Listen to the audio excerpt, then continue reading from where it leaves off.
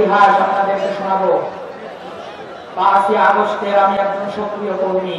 যাত্রাবাড়ি যেখানে সবচেয়ে বেশি মাসাকার হয়েছে, ওই যাত্রাবাড়িতে 5ই আগস্ট সর্বপ্রথম মিছিল নিয়ে গেছে আপনাদের কুড়িগ্রামের সরকারি আক্তার হোসেন।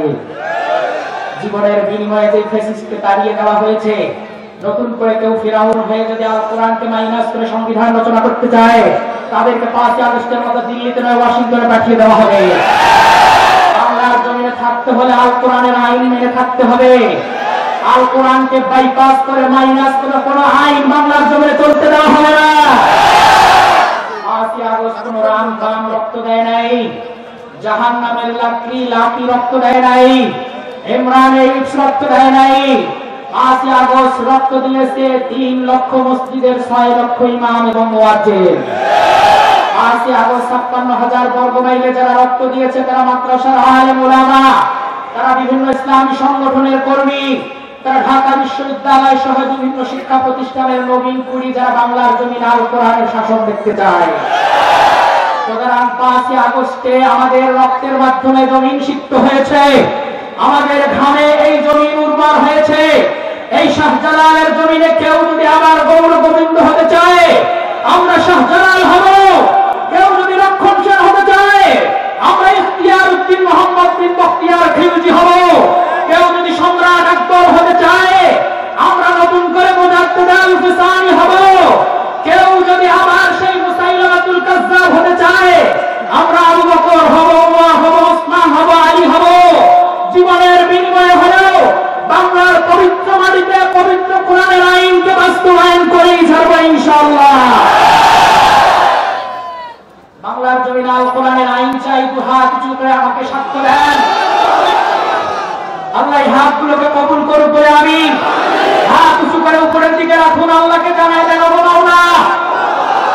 আমার সাথে বলুন আল্লাহ। তোমার এই জমিনে আল কোরআন আইন বাস্তবায়ন করার জন্য আল্লামা দিলওয়ার হোসেন সাইদি জীবন দিয়েছে, আল্লামা জুনায়েদ বাবুনগরী রিমান্ডে গিয়েছে।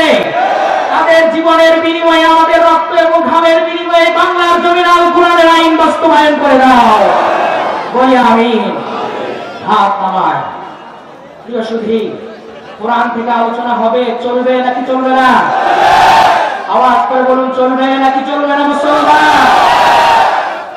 একটু জিকির করি লা ইলাহা ইল্লাল্লাহ।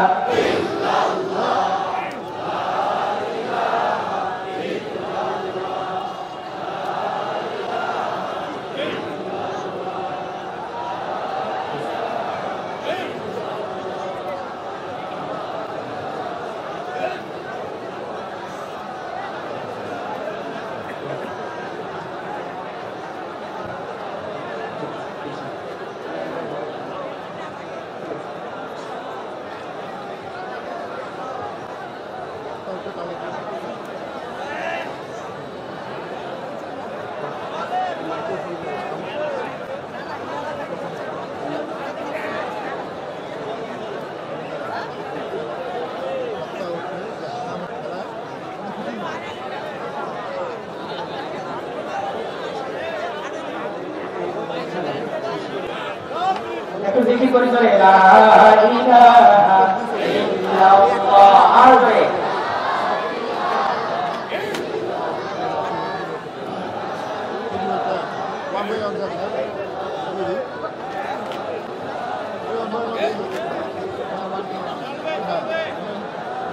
আলোচনা চলবে। ফুলবাড়িবাসী আলোচনা চলবে। কি উচ্ছ্বাস জনগণের কোরআন শোনার জন্য। কোরআন থেকে আলোচনা করবে, আলোচনা চলবে ফজর পর্যন্ত। রাজি আছে মুসলমান? ফজর করে তারপর বাড়ি যাবো। রাজি আছেন ইনশাআল্লাহ? সবাই রাজি আছেন ইনশাআল্লাহ? আলোচনা করবো সূরা কিয়ামত। কোন সূরা? কিয়ামত একদিন সংগঠিত হবে। ফুলবাড়ি মাঠেও আজকে কিয়ামত কায়েম হবে ইনশাআল্লাহ। বাতিলদের জন্য কিয়ামত, কাদের জন্য কিয়ামত? সকলে আউযুবিল্লাহ বলে নিন। أعوذ بالله من الشيطان الرجيم. بسم الله الرحمن الرحيم. لا أقسم بيوم القيامة ولا أقسم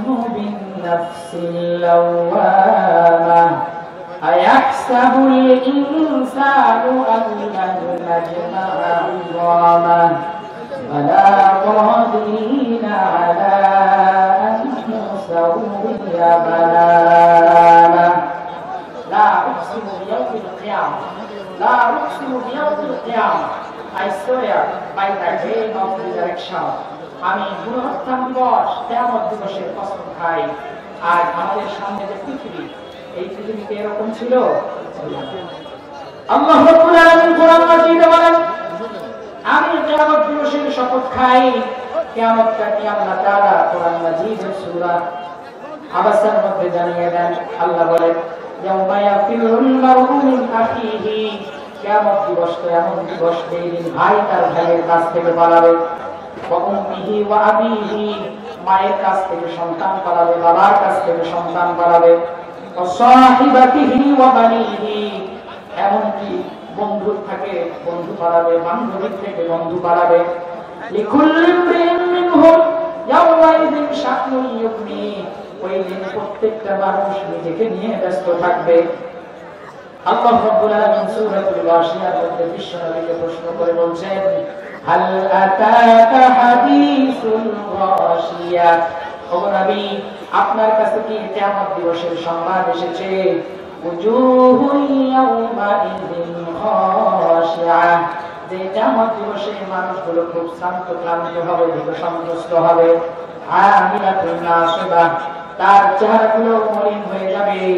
তাসলা নারান হামিয়া, ওই দিন মানুষকে উত্তপ্ত আগুনের মধ্যে ঢোকানো হবে। তুসকা মিন আইনিন আনিয়া, ফুটন্ত পানি তাদেরকে পান করতে দেওয়া হবে। লাইসা লাহুম তুআমুন ইল্লা মিন দরিয়, ওই দিন কোন মানুষের জন্য কোন প্রকারের খাবার থাকবে না। দরিয় নামক এক প্রকারের খাবার থাকবে। ওই খাবার খাওয়ার পর লা ইসমিনু ওয়া লা ইউগনি মিন জু, কোন মানুষের ক্ষুধা নিবারণ হবে না, কোন মানুষের পুষ্টিও হবে না। আল্লাহ রাব্বুল আলামিন ওই দিন সম্পর্কে কোরআন মাজিদের অন্যত্র ঘোষণা করেন, আল কারিআতু মাল কারিআ ওয়া মা আদরাকা মাল কারিআ। আল কারিআ মহানাদ, আপনি কি জানেন মাল কারিআ মহানাদটা কি? ওয়া মা আদরাকা মাল কারিআ, আপনি কি জানেন ওই মহা বিপদ যেদিন সংঘটিত হবে ওই দিবসটা কেমন? আল্লাহ প্রশ্ন করে নবীকে আবার জানায়া দেন, ইয়াউমা ইয়াকুনুন নাসু কাল ফারাশিল মাবসুস, যেদিন সব মানুষগুলো অঙ্গ পতঙ্গ পালের মতো হয়ে যাবে। ওয়া তাকুনুল জিবালু কাল আইনিল মানফুশ, ওই দিন সব হাতের মধ্যে তুলা নিয়ে ফু মারলে যেমন তুলাটা আকাশের দিকে উড়ে যায়, একজন মানুষকে আমাদের ময়দানে যদি ইচ্ছা করে পাহাড়কে হাতের মধ্যে নিয়ে ফু মারলে পাহাড়টা আকাশের দিকে উড়ে যাবে। আল্লাহ কোরআন মাজিদে বলেন, ইদাস সামাউ ফাতারাত, আকাশটা পূর্ণ হয়ে যাবে।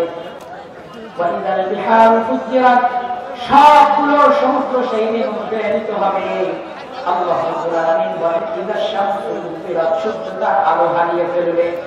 আল্লাহ রাব্বুল আলামিন সূর্যের যখন প্রয়োজনীয়তা শেষ হয়ে যাবে, ওই সূর্য আসমান থেকে খসে পড়বে, ওটাকে কুদরতি হাতে গুছিয়ে নেবেন। বোঝানোর জন্য বলি, ছোটবেলায় আপনারা ফুটবল খেলছেন, ফুটবলের হাওয়া যখন চলে যায়, লিখো ফুটবলটাকে আপনি আপনার হাতের মধ্যে এইভাবে গুছিয়ে নিতে পারেন। আল্লাহ বলেন, যে কিয়ামত সংঘটিত হয়ে যাবে, এই কিয়ামত সংঘটিত হওয়ার সময়ে জমিনের উর্বরতা শেষ হয়ে যাবে। সূর্য যে এখন জ্বলছে তার জ্বালানি শেষ হয়ে যাবে, জমিনের মধ্যে পড়বে। লিখো ফুটবলটাকে, মানুষ যেইভাবে ফুটবলটাকে হাতের মধ্যে এইভাবে মিশিয়ে নেয়, আল্লাহ বলেন যেই দিন কিয়ামত সংঘটিত হবে ওই দিন আসমানের ওই সূর্যটাকে আমি আমার কুদরতি হাতে ফুটবলের মতো এরকম মুছিয়ে নেব। বলে আল্লাহু আকবার। ওই দিন সামনে নাকি পিছনে? সামনে হবে। আল্লাহ রাব্বুল আলামিন কোরআন মাজিদে বলেন, মালিকি ইয়াউমিদ্দিন,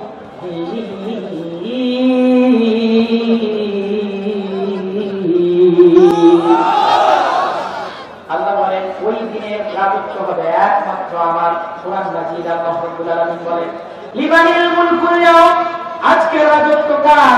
পৃথিবীর কোন সরকারের রাজত্ব সেই দিন তার হাতে থাকবে না। ওই দিনের রাজত্ব আল্লাহ রাব্বুল আলামিন যার হাতে থাকবে, যার হাতে রাখবেন, তিনি হলেন ওয়াহিদ, তিনি হলেন কাহ্হার। ওই দিন ঘুষ দিয়ে ওবাইদুল কাদেরকে ধরে নমিনেশন পেপার নিয়ে ভোট ছাড়াই এমপি হওয়ার সম্ভাবনা আছে? আছে ভাই?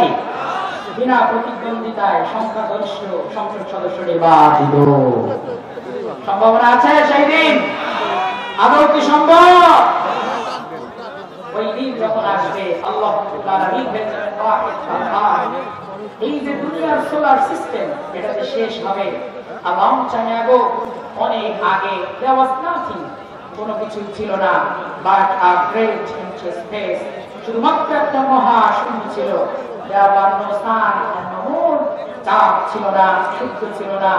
there was no sky and earth, জমিন ছিল না, আসমান ছিল না। there was no light anywhere, কোথাও কোনো আলো ছিল না। everything was covered with darkness, সব কিছু অন্ধকারে ঢাকা ছিল। Allah thought of making the world, তিনি ভাবলেন তিনি পৃথিবী বানাবেন।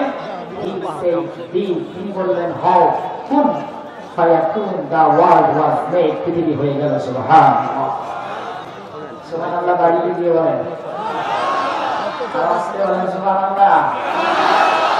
মনের খুশিতে আবেগ নিয়ে আল্লাহ রাব্বুল আলামিনের পবিত্রতা ঘোষণা করেন, সব শক্তি উদার করে সুবহানাল্লাহ। ভারত থেকে ঘুরে আসলে আগে আপনাদেরকে দাঁড়াতে হবে। বাংলা বীর সেনানী হবে ফুলবাড়ির মানুষ।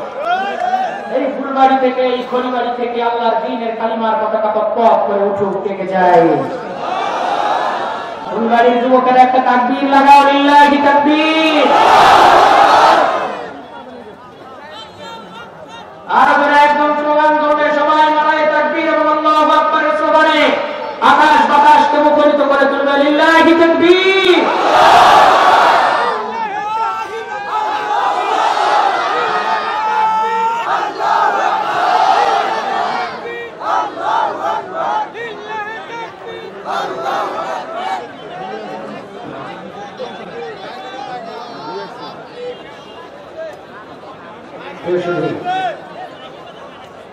আমাদের নারায়ে তাকবীর আল্লাহু আকবারের স্লোগান এমন করে তুলবেন, ভারতের দিল্লিতে আমাদের পালিয়ে যাওয়া একজন কুলাঙ্গার আছে, যাতে তার কানের ভিতরে ঢুকে কলিজা স্পর্শ করে। লিল্লাহি তাকবীর, লিল্লাহি তাকবীর। ভারতের সাথে আমাদের শত্রুতা নাই। আমাদের পালিয়ে যাওয়া সাবেক প্রধানমন্ত্রীকে ফিরাইয়া দেন, আপনাদের সাথে বন্ধুত্বপূর্ণ সম্পর্ক, আমাদের বিপ্লবী সব ঠিক থাকবে। ফিরিয়ে দেন, আমরা আমাদের নিজামী প্রতিশোধ নেব। আমরা আমাদের হারিয়ে যাওয়া কোরআনের পাশে সাইদের প্রতিশোধ নেব। ফিরিয়ে দেন, আমরা অধ্যাপক গোলাম আজমের প্রতিশোধ গ্রহণ করব। ফিরিয়ে দেন, আল্লামা আহমদ শফির প্রতিশোধ গ্রহণ করব। ফিরিয়ে দেন, জুনায়েদ বাবুনগরীর প্রতিশোধ গ্রহণ করব। ফিরিয়ে দেন, আল্লামা মামুনুল হককে যে জেলখানায় বন্দী করে রাখা হয়েছিল ধর্ষণের মামলা দিয়ে, তার প্রতিশোধ গ্রহণ করব। তার অনেকগুলো নাম। সে নাকি বিশ্ব শান্তির দূত। আপনারা বলেন তো, বিশ্ব শান্তির দূত নাকি বিশ্ব অশান্তির দূত? সে নাকি ফিনিক্স পাখি। বলেন তো, সে বাংলার ফিনিক্স পাখি নাকি বাংলার শকুন? আওয়াজ করে বলেন, বাংলার কি? সে নাকি mother of humanity. She is not mother of humanity, she is mother of humiliation. সে হলো সকল ঝগড়ার মা, সকল অশান্তির মা। ওই বল চলে গিয়েছে। তাদের এক পাতা ছিলেন না, রায়গঞ্জে খেলা হবে বলেছিল, মনে আছে? আর একজন ছিল যার নাম বললে মানুষ একটা বিকট শব্দ করে।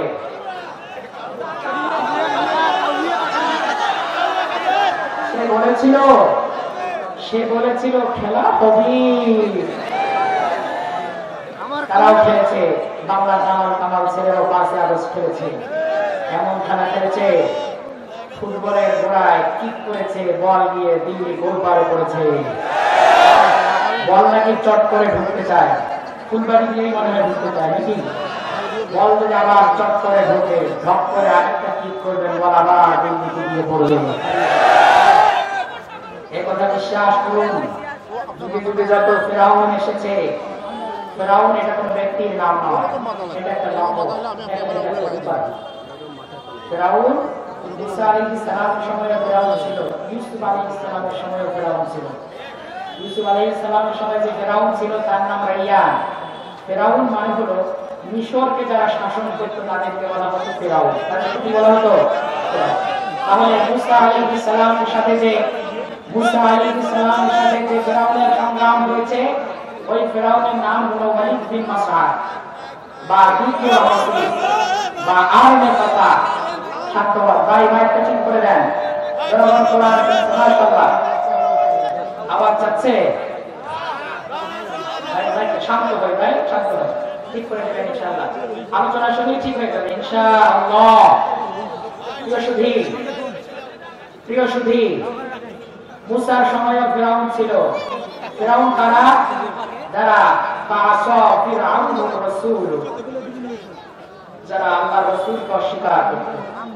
আল্লাহ রাব্বুল আলামিন কোরআন মাজিদে বলেন ফিরআউনা বিল আওতাদ, আমাদের গত দেশের সরকারের যেমন হাতুর বাহিনী ছিল, পিটিয়ে কোটা সংস্কার আন্দোলনের ছেলেগুলোকে মেরে রক্তাক্ত করে দেওয়া হতো, ওই হাতুর বাহিনীর মতো ফিরআউনের একটা বাহিনী ছিল, নাম হলো গজাল বাহিনী। ওই গজাল বাহিনী আল্লাহ কোরআনে বলছে বিল আওতাদ, আওতাদ মানে গজাল, আওতাদ মানে কি? গজাল। ফিরআউনের আওতাদ, তো ফিরআউনের বাহিনী কি কাজ করত?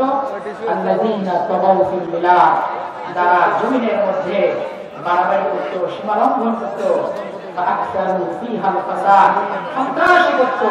আল্লাহ বলেন ফাসাদা আলাইহিম রাব্বুকা সাওতা আযাব, বাড়াবাড়ি করেছে, সীমা লঙ্ঘন করেছে, আল্লাহর নবীদের সাথে বেয়াদবি করেছে। ফাসাদা আলাইহিম রাব্বুকা সাওতা আযাব, তোমার রব এমন আযাবের চাবুক মেরেছে, দুনিয়া থেকে নীল নদের মধ্যে ডুবে ডুবে নাস্তানাবুদ হয়েছে। যুগে যুগে এখন নতুন আরেকটা ফেরাউন আছে, নাম তার আমেরিকা।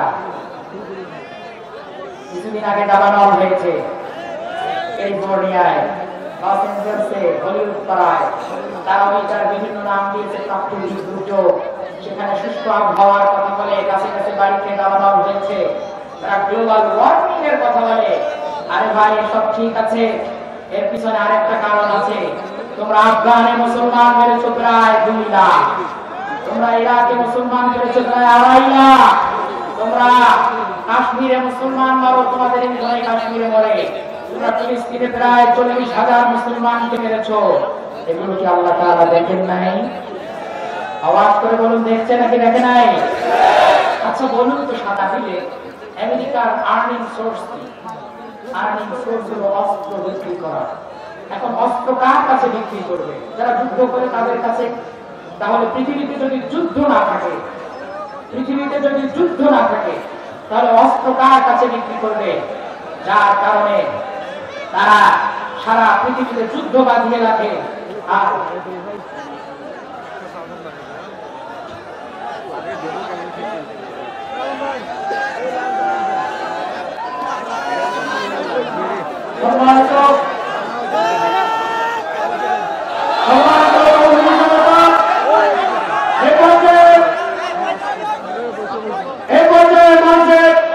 উপস্থিত হয়েছেন আজকের এই তাফসীরুল কোরআন মাহফিলের প্রধান মেহমান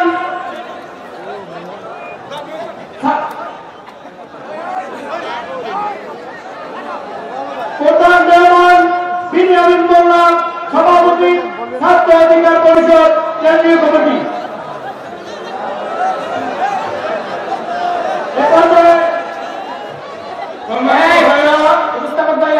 বিনিয়ামিন মোল্লা আমি হলাম বন্ধু ঢাকা বিশ্ববিদ্যালয়ে, দেখে না বিনিয়ামিন মোল্লা বসো, আমার দুই বন্ধু আমি কিছুক্ষণ করবো, বিনিয়ামিন মোল্লা কিছুক্ষণ করবো।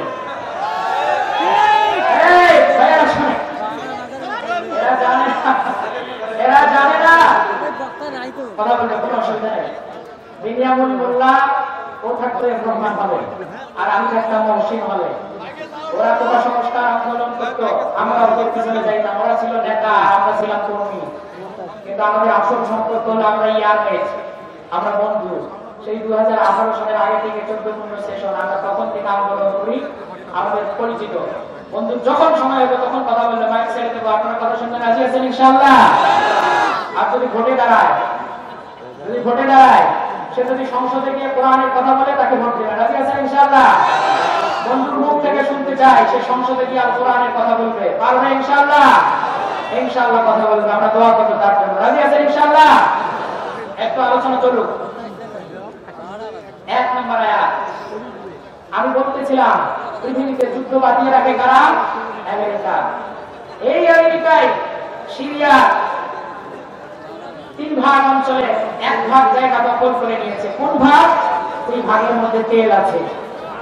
দুনিয়ার কাঁচামালকে তাদের নিয়ে নেওয়া, লুটপাট করা আর পৃথিবীতে যুদ্ধ বাঁধিয়ে রাখা। ওই কুয়েতকে অস্ত্র দিয়েছিল কে? ইরাক যুদ্ধের সময় ইরাককে অস্ত্র দিয়েছে কে?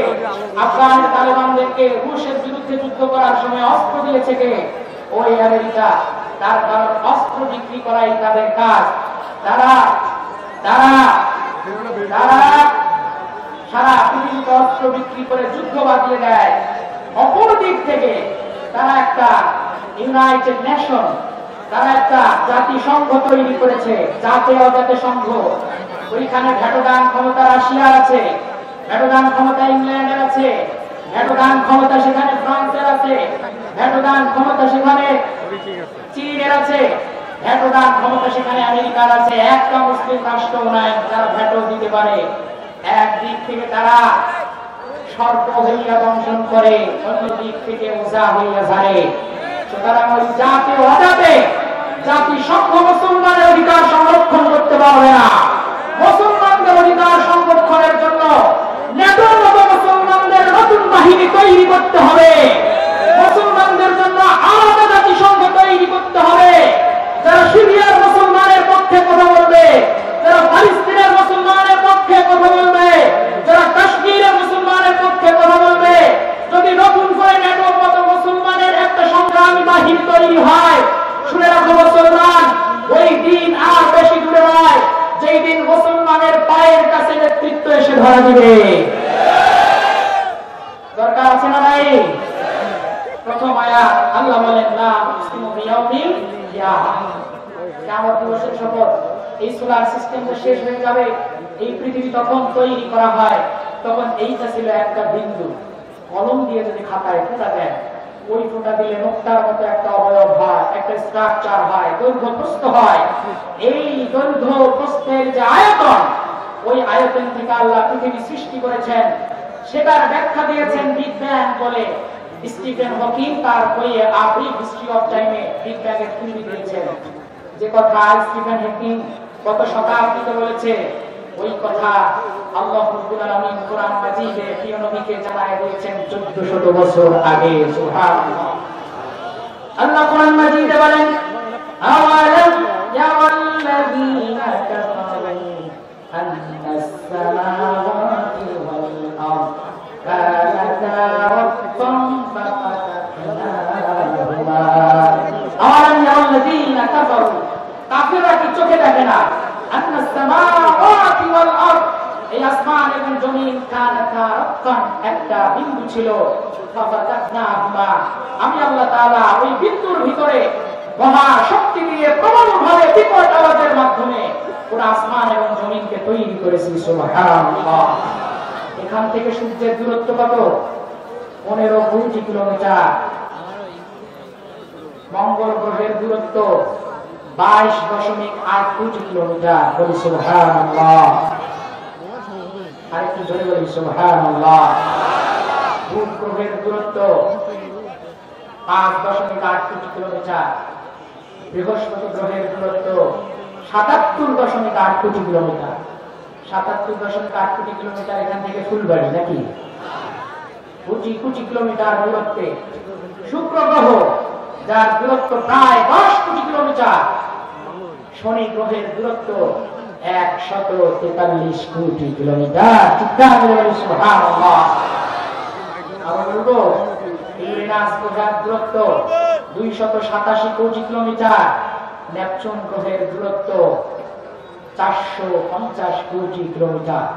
এই কোটি কোটি কিলোমিটার দূরত্বের গ্রহ, উপগ্রহ, কোটি কোটি নক্ষত্র মিলে black hole, white hole, wormhole সব কিছু যখন আল্লাহ তৈরি করেছেন তখন এইটা ছিল একটা বিন্দু।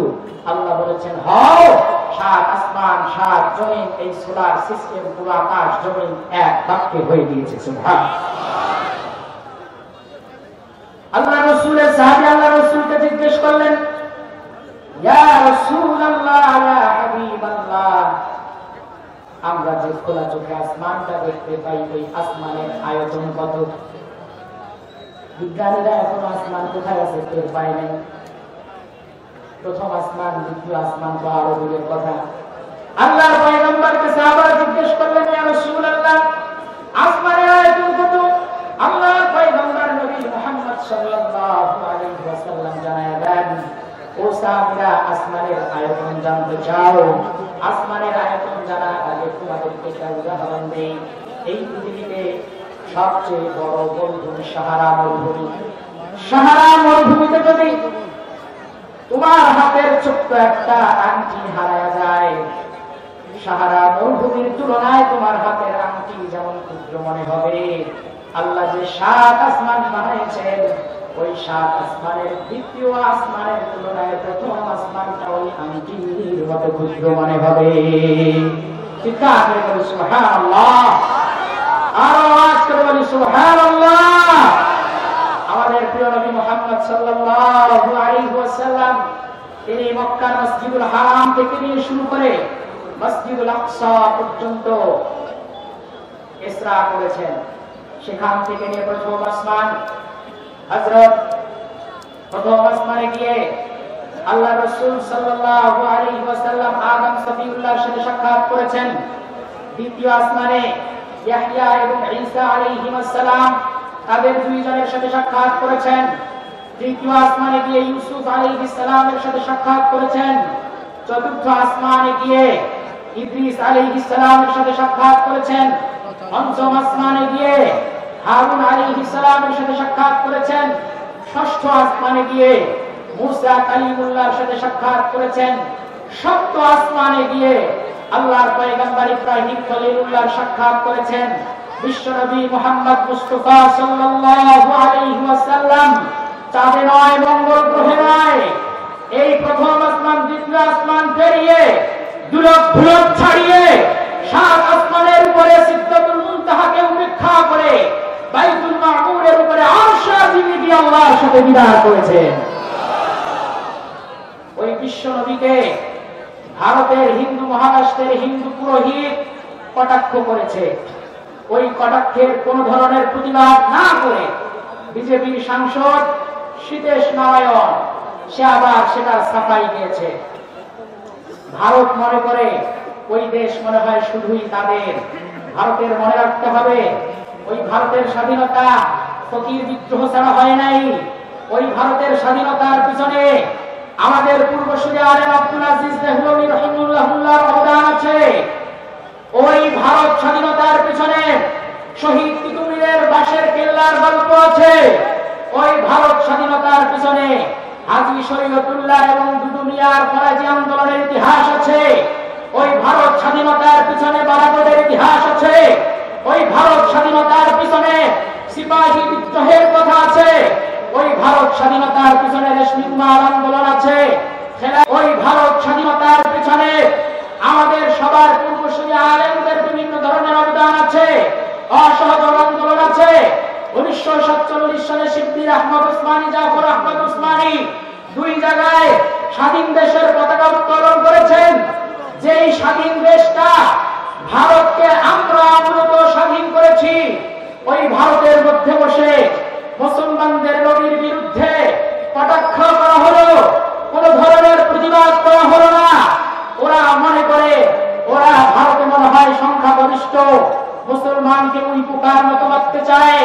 আমি স্পষ্ট করে বলে দিতে চাই, ওই ভারত শুধু নরেন্দ্র মোদীর নয়, ওটা শুধু জিতেন্দ্রনাথের নয়, ওটা শুধু অমিত শাহ নয়, ওই ভারত আব্দুল আজিজ দেহলভী রাহিমাহুল্লাহর দেশ।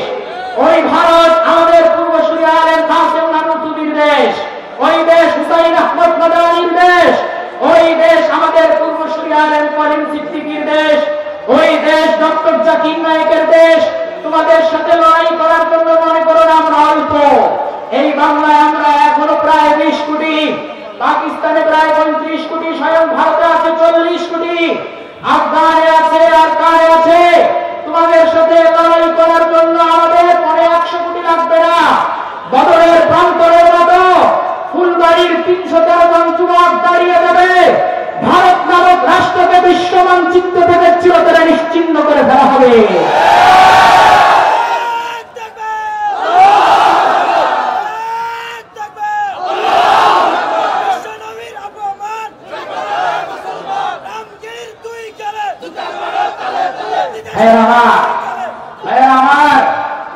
আমরা ওরা আমাদেরকে সবক শেখায়। আরেকজন বাবুর কথা বলবো, আমাদের একটা জাতীয় সঙ্গীত আছে। ওই জাতীয় সঙ্গীতের মধ্যে কি শোভা, কি ছায়া গো, কি স্নেহ, কি মায়া গো, কি আঁচল বিছায়েছ বটের মূলে, নদীর কূলে কূলে, মরি হায় হায় হায় রে। এরকম একটা গান জাতীয় সঙ্গীত করা হয়েছে। 1972 সনে সংবিধানের 4-1 নম্বর অনুচ্ছেদে এটাকে ইনক্লুডেড করা হয়েছে। আমি বলতে চাই, আমাদের এই জাতীয় সঙ্গীত এটা মুসলমানদের, বাংলাদেশি মুসলমানদের অধিকারের বিরুদ্ধে লেখা হয়েছে। ইতিহাস শোনায় আপনাদেরকে। এই বাংলাদেশের বাঙালি জাতি পশ্চিম এবং দ্রাবিড়ের সংমিশ্রণে, অনার্যদের সংমিশ্রণে আমাদের যে জাতি সত্তা তৈরি হয়েছে, এর কথা ঐক্যের আরণ্যক নামক গ্রন্থে আছে। এরপর আইনে আকবরীর মধ্যে দেশবাচক একটা শব্দ আছে। আমাদের এই দেশের অবস্থা এখন যেমন রংপুর, দিনাজপুর, খুলনা, রাজশাহী, বগুড়া এরকম, আগে ঠিক এরকম ছিল না। আগে আমাদের জনপদগুলোর নাম ছিল পুণ্ড, আমাদের জনপদগুলোর নাম ছিল সমতট, আমাদের জনপদগুলোর নাম ছিল বঙ্গ, হরিকেল, এরকম নাম ছিল প্রায় 16টা রাজ্য। সর্বপ্রথম এখানে শাসন করতে আসে মৌর্যরা, এরপর এখানে আসে গুপ্তরা, এরপর আসে পালরা, এরপর আসে সেনরা। লক্ষণ সেনকে পরাজিত করে ইখতিয়ার উদ্দিন মোহাম্মদ বিন বখতিয়ার খিলজি, তিনি বাংলার স্বাধীনতার সূত্র সন্তান, তিনি আমাদের জন্য কালিমার পতাকা তুলে ধরলেন। এরপর সুলতান কুতুবউদ্দিন আইবেক সহ, সুলতান ইলতুৎমিশ সহ, রাজিয়া সুলতানা সহ, গিয়াসউদ্দিন বলবন, গিয়াসউদ্দিন আজম শাহ সহ সবাই মিলে অনেকদিন শাসন করার পর মোগল সাম্রাজ্য চলে আসলো। মোগল সাম্রাজ্যের মধ্যে আমাদের সম্রাট বাবর, তার ছেলে হুমায়ুন, তার ছেলে আকবর, তার ছেলে জাহাঙ্গীর, তার ছেলে শাহজাহান, তার ছেলে আলমগীর, এরা শাসন করলো। 1717 সন থেকে নিয়ে শুরু করে 1757 সন পর্যন্ত সিপাহী বিদ্রোহের আগে নবাব সিরাজউদ্দৌলারা বাংলাকে শাসন করলো।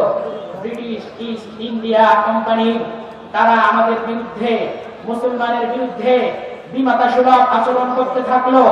সেখানে তারা শাসন শুরু করলো। ব্রিটিশ ভাইসরয়, তাদের রাজপ্রতিনিধি lord Mountbatten, lord Clive, lord Minto, lord Ripon, এরা আমাদের উপরে বিভিন্ন ভাবে শাসন করতে থাকলো। তাদের শাসন কার্য চললো। পরবর্তীতে বাংলাদেশের বাঙালি মুসলমানদের নেতৃত্ব নওয়াব আব্দুল লতিফ, এমনকি আমাদের খাজা সলিমুল্লাহরা বাংলাকে পূর্ববঙ্গ, আসাম নামে নতুন একটা প্রদেশ বানাতে চাইলো।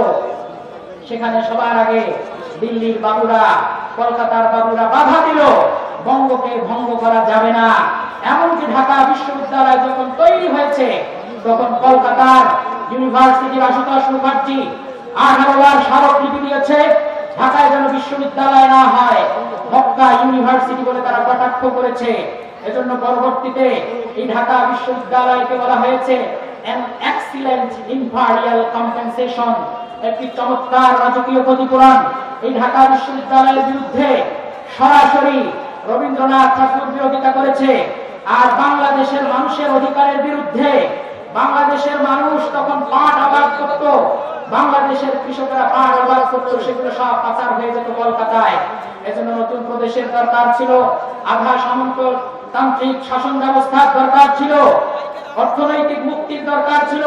বাংলাদেশের বাংলায় ফজলুল হক সহ সবাই মিলে যখন আমাদের পক্ষে নতুন প্রদেশ বানাইতে চাইল, ওই সময়ে তারা কলকাতা এবং বাংলার এই ভূখণ্ডকে মনে করতে থাকলো মাতৃসম, বঙ্গে মাতরম তারা গাইতে থাকলো। ওই সময় একটা গান রচনা করলো, আমার সোনার বাংলা, আমি তোমায় ভালোবাসি, চিরদিন তোমার আকাশ তোমার বাতাস আমার প্রাণে বাজায় বাঁশি। এখানে একটা লাইন আছে, ও মা তোর বদনখানি মলিন হলে আমি নয়ন জলে ভাসি। এই মা মানে কলকাতা এবং বাংলা দুটোকে মিলে তারা মা মনে করে, আর এটাকে যদি ভাগ করা হয় তাহলে বদনখানি মলিন হয়ে যায়। এজন্য তারা বাংলার মানুষের স্বার্থের বিরুদ্ধে দিয়ে এই জাতীয় সঙ্গীত তারা নির্বাচন করেছে। এই জাতীয় সঙ্গীতের সুর নকল করা, চুরি করা, ভাগ করা, যে জাতীয় সঙ্গীতের মধ্যে আল্লাহর প্রশংসা নাই। আপনারা জবাব খুলে বলুন, যে আসমানের কথা বলা হয়েছে ওই আসমান কে দান করেছেন? এই জমিনের মধ্যে আসি এই জমিন কে দান করেছেন? ওই বটের মূল নদীর ফুল কে দান করেছেন? আল্লাহ। আল্লাহর প্রশংসা নাই।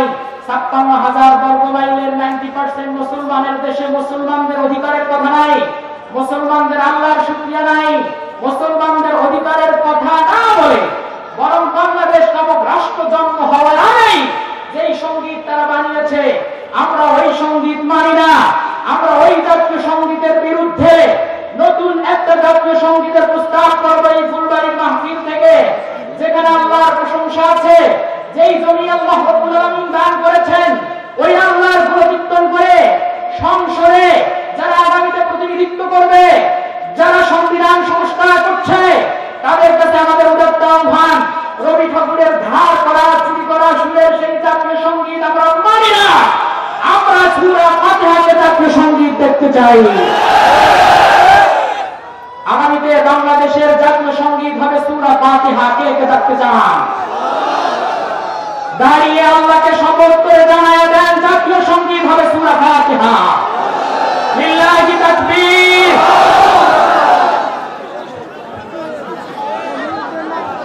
জাতীয় সঙ্গীতের নাম কি? আরো আওয়াজ করে বলুন, আগামী দিনের জাতীয় সঙ্গীতের নাম কি? যেই জাতীয় সঙ্গীত, এটা কি বাংলাদেশের মানুষের পক্ষে না বিপক্ষের লেখা? বাঙালি মুসলমানদের বিরুদ্ধে লেখা হয়েছে। অতএব আমরা দাঁড়িয়ে সাক্ষ্য দিলাম, আগামীতে বাংলাদেশের জাতীয় সঙ্গীতের নাম আল্লাহর কোরআনের প্রথম সূরা সূরাতুল ফাতিহা। বসে যাই ভাই, বসে যাই, একটু জিকির করি।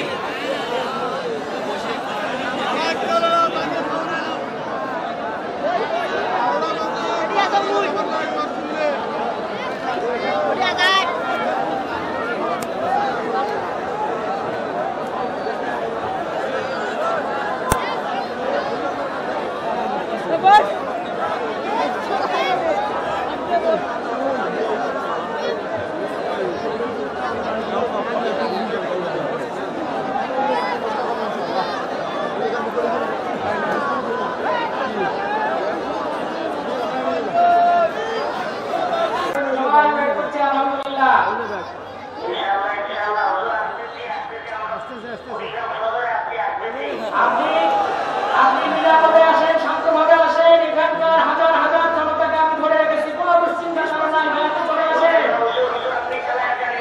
হ্যাঁ, চলো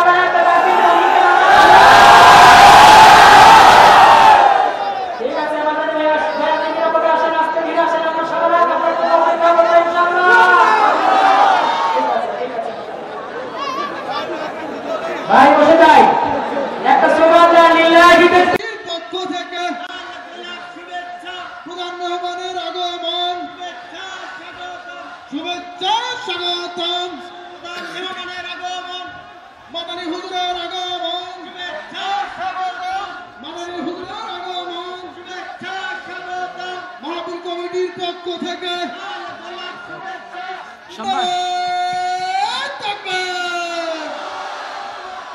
সম্মানিত সুধী, আমার সময় শেষ। রফিকুল ইসলাম মাদানী ভাই অনেক কষ্ট করে এসেছেন, শেষ পর্যন্ত থাকবো।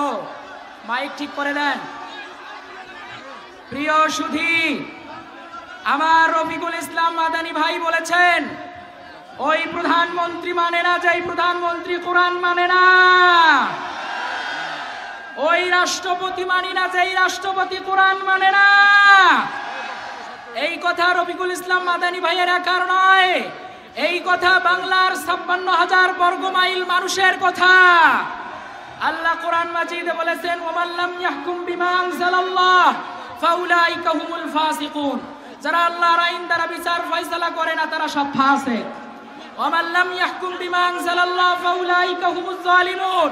যারা আল্লাহর আইন দ্বারা বিচার ফয়সালা করে না তারা সব জালেম। ওয়ামাল্লাম ইয়াহকুম বিমা আনজালাল্লাহ ফাউলাইকা হুমুল কাফিরুন।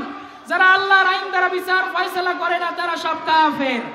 আমি 1 মিনিট একটা সময় নেব, 1 মিনিটের মধ্যে বলতে চাই, যেই খেলাফা রাশেদা প্রতিষ্ঠিত হয়েছিল 632 সনে, চলেছিল 750 সন পর্যন্ত আল খেলাফা রাশেদা। আল খেলাফা রাশেদার পর আল খেলাফা আল উমাইয়া 750 সন থেকে নিয়ে শুরু করে 1158 সন পর্যন্ত আল খেলাফা আল উমাইয়া চলেছে। 1158 সন থেকে নিয়ে শুরু করে 1517 সন পর্যন্ত আল খিলাফা আল আব্বাসিয়া চলেছে সিরিয়ার দিমাশকে। 1517 সন থেকে নিয়ে শুরু করে 1924 সন পর্যন্ত আল খিলাফা আল উসমানিয়া অটোমান সাম্রাজ্য চলেছিল তুরস্কের ইস্তাম্বুলে। 1924 থেকে নিয়ে শুরু করে 2024 সনে সিরিয়ার মুসলমানরা জেগেছে, আফগানের মুসলমানরা জেগেছে, বাংলার মুসলমানরা জেগেছে। আগামীর দিন সমাজতন্ত্রের নয়, আগামীর দিন গণতন্ত্রের নয়, আগামীর দিন জাতীয়তাবাদের নয়, আগামীর দিন ধর্ম নিরপেক্ষতার নয়, আগামীর দিন মুসলমানের, আগামীর দিন কোরআনের, আগামীর দিন খিলাফতের। খিলাফত ব্যবস্থাকে কে আগামীতে বাংলাদেশে দেখতে চান? দু হাত উঁচু করে দেখা। আবার কোনদিন যদি দেখা হয়, বাংলাদেশ জিন্দাবাদ, কুড়িগ্রাম জিন্দাবাদ, মাদানী ভাই জিন্দাবাদ, ফুলবাড়ির খড়িবাড়ির যুব সমাজ জিন্দাবাদ।